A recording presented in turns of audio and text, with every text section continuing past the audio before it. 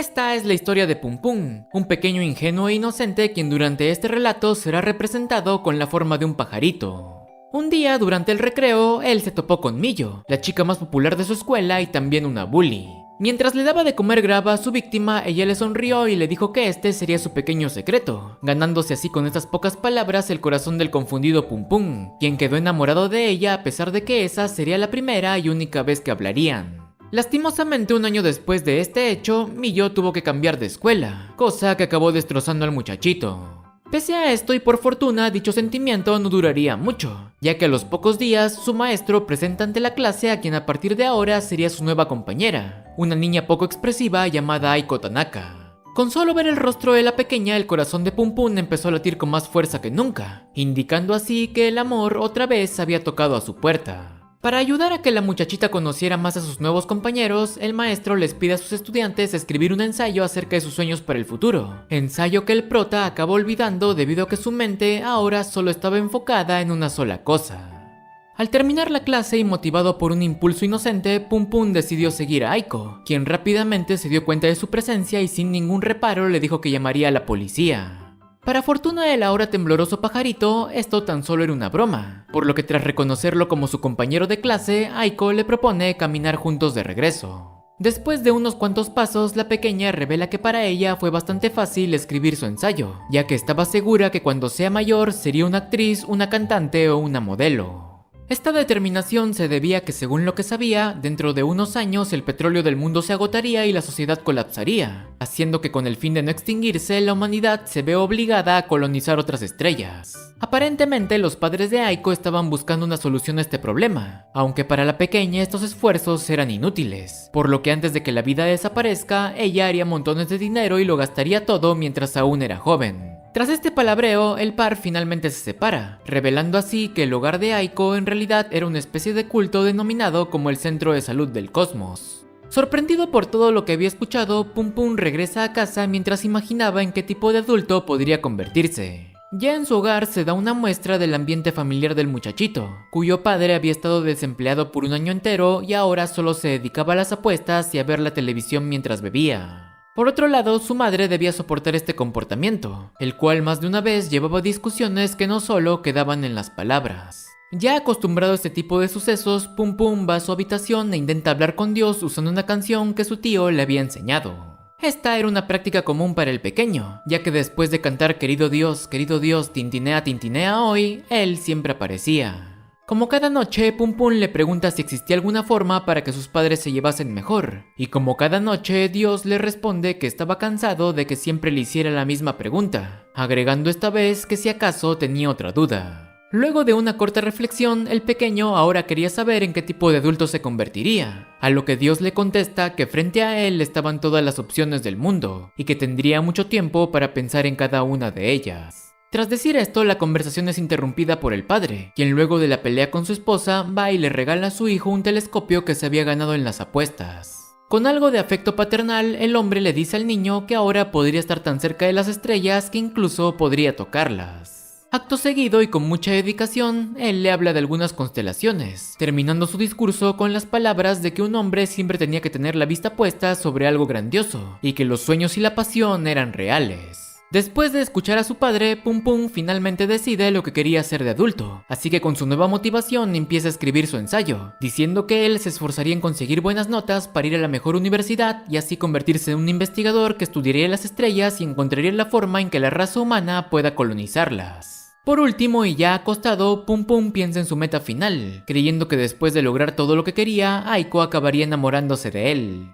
A la mañana siguiente un nuevo día empieza y el pequeño baja emocionado a prepararse para la escuela, aunque para su sorpresa al llegar a la sala tan solo se encuentra con un desastre. Una serie de objetos yacían tirados en el piso, algunas manchas rojas cubrían las paredes, y entre todo este caos también estaban las palabras de su padre, quien le decía que un ladrón había entrado a la casa. A pesar de que el hombre le pedía que le creyera, la mente de Pum Pum ahora solo podía enfocarse en una cosa: el cuerpo golpeado de su madre recostado sobre el suelo.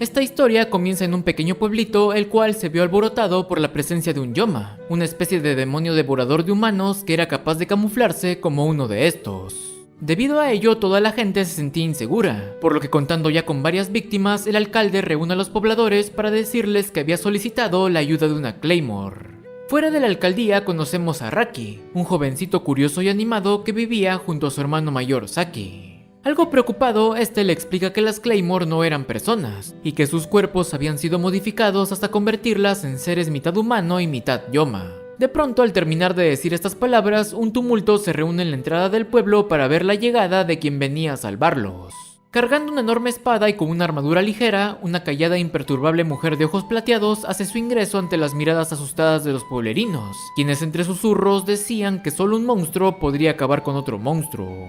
Ya con el alcalde, este le ofrece a la mujer una bolsa de dinero como pago por su servicio, pero en respuesta, esta le dice que luego de que su trabajo termine, alguien más vendría a cobrarle, ya que si ella moría, entonces sería inútil pagarle por anticipado. Con su misión iniciada, la joven va a dar una vuelta por el pueblo encontrándose en el camino con Raki, quien a diferencia de los demás sentía una gran curiosidad por ella. Tras caminar un rato, la rubia decide tomar una siesta puesto que ya llevaba 3 días sin algún tipo de descanso. Aprovechando esto, Raki conversa con ella, descubriendo así que Claymore era un nombre que la gente le dio a este grupo de guerreras, cuya organización en realidad no tenía un nombre en específico. Además de esto, el jovencito relata que sus padres cayeron víctimas de un Yoma, y ahora él y su hermano vivían con su tío. Finalmente, y mientras que se oían las campanadas de la noche, el pequeño menciona que debe preparar la cena para su familia, ya que según sus propias palabras era un buen cocinero. Antes de retirarse y como última pregunta, él pide saber el nombre de la Claymore, pero esta le contesta que eso no tenía importancia y que más le valía olvidarse de ella.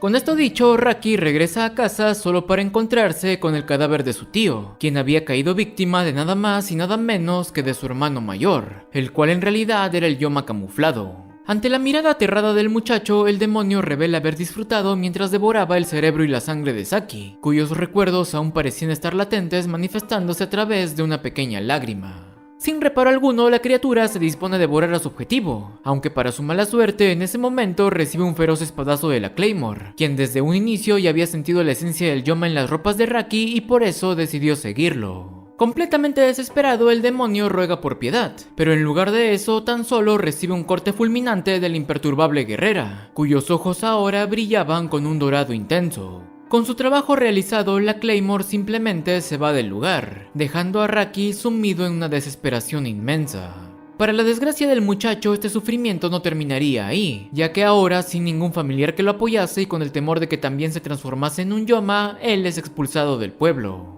Solo y desamparado, el joven acaba perdiendo la conciencia en medio de un desierto, pero al volver a abrir los ojos se encuentra dentro de una posada en un pueblo vecino. Al poco rato el dueño aparece para decirle que había sido salvado por una Claymore, quien ya había dejado todo pagado. Tras escuchar esto, él sale en busca de la joven, pero solo se encuentra con otra mujer que trata de engañarlo identificándose a sí misma como una Claymore. Rápidamente y al verse descubierta, esta revela su forma de Yoma y toma al muchacho de rehén con el fin de acabar con la verdadera guerrera, quien todo este tiempo había estado cerca de ellos. Sin titubear, la rubia menciona que los rehenes no funcionarían con ella, cosa que el demonio desmiente ya que si ese fuera el caso no se habría molestado en salvarlo. Ante estas palabras, la joven arroja su espada, por lo que al verla desarmada, el Yomo arremete contra ella y en un instante la atraviesa con sus garras. Pese a esto y lejos de caer derrotada, la Claymore aprieta el brazo de su oponente y se lanza con él hacia el barranco por el que tiró su arma, tomándola en un instante y usándola para acabar con la criatura. A pesar de su enorme herida, esta se regenera rápidamente, así que con su misión cumplida, la joven se retira pero es alcanzada por Raki, quien entre sollozos le dice que estaba agradecido con ella no solo por haberlo salvado ahora, sino también por haber acabado con el monstruo que se llevó a su familia. En ese momento, un frío recuerdo invade la mente de la rubia, rememorando un pasado lleno de soledad y rechazo. Sintiendo algo parecido a la empatía, ella se dirige a Raki recordándole sus palabras acerca de ser un buen cocinero, permitiéndole así viajar junto a ella hasta que encuentre un pueblo en el cual pueda quedarse. Iluminado por un pequeño rayo de esperanza, él le vuelve a preguntar su nombre, y esta vez la joven acepta diciéndole que se llamaba Claire.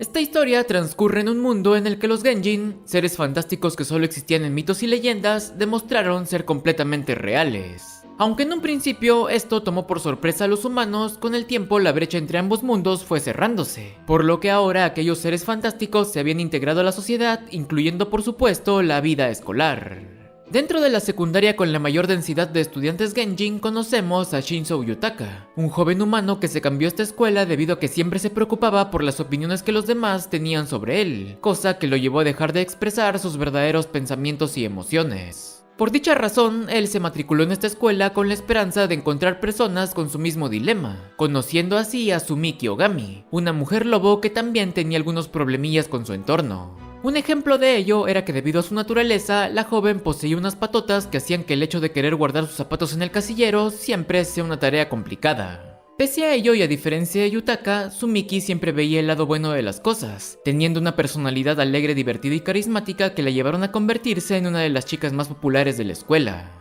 En un principio, Shinzo pensaba que estar rodeado de miradas podría llegar a ser una tortura, pero conforme más tiempo pasaba al lado de la lobita, se daba cuenta de que a ella no le importaba el que dirán y tampoco sobrepensaba cosas que no tenían importancia. Esta forma de ser hacía que a Sumiki, por ejemplo, no le molestara enseñar sus calcetines rotos para demostrar el enorme tamaño de sus uñas, tampoco estirar descuidadamente la correíta que sujetaba su cola o incluso dejar escapar un aullido por ver tan solo una foto de la luna llena. Pese a esta actitud, la personalidad alegre de la joven también podía cambiar en un instante cuando se topaba con gente que le disgustaba, tal y como un orgulloso e insistente vampiro que planeaba no dejarla salir del salón hasta que intercambiaran sus números de contacto. Comprendiendo lo alejado que estaba de llegar a ser como su compañera, un día Yutaka se arma de valor y obviando el hecho de que la ahora polvorienta Sumiki venía de enterrar su almuerzo, él le pide que le enseñe a ser como ella. Ante la confusión de Ogami, Shinzo relata que él siempre ocultaba sus verdaderos pensamientos y acciones ya que no sabía cómo reaccionarían el resto de personas. Esta forma de ser había provocado que él sea incapaz de expresarse libremente, llegando al punto en el que ni siquiera comprendía el significado de ser uno mismo. Ante estas palabras, Sumiki le responde que al contrario de los Genjin, quienes solo aceptaban que eran diferentes y seguían adelante, los humanos siempre estaban buscando la forma de encajar con el resto. Por ello, y si Yutaka realmente quería cambiar, primero debía encontrar sus verdaderos sentimientos, por lo que de inmediato Sumiki se ofrece a ayudarlo. Claramente sorprendido por esta respuesta, el joven acepta las intenciones de su compañera, quien ni corta ni perezosa lo carga en peso y junto a él se arroja por la ventana. Por primera vez en mucho tiempo y sin pensar en qué dirían los demás, el jovencito se expresa abiertamente con un grito de terror, el cual venía acompañado con una nueva perspectiva de su mundo, ya que el salón de clases que siempre le pareció tan grande y aislado, ahora se veía simplemente como un recuadro pequeño. Luego de acompañarlo hasta la estación de tren, la lobita se acerca al muchacho y le demuestra un peculiar saludo con el cual los de su raza indicaban llevarse bien con alguien más. Tras despedirse, Yutaka ve que había sido invitado a salir con sus compañeros. Sin pensarlo mucho, él trata de dejar el grupo, pero antes de poder hacerlo se da cuenta de que Sumiki lo había agregado, cosa que le hace recordar todo lo que había pasado.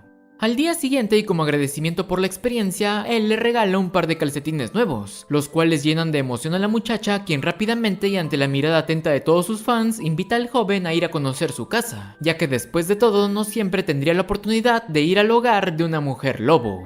Y es así como con una sonrisa agradable, Yutaka obtiene una nueva amiga y por supuesto también unos cuantos enemigos.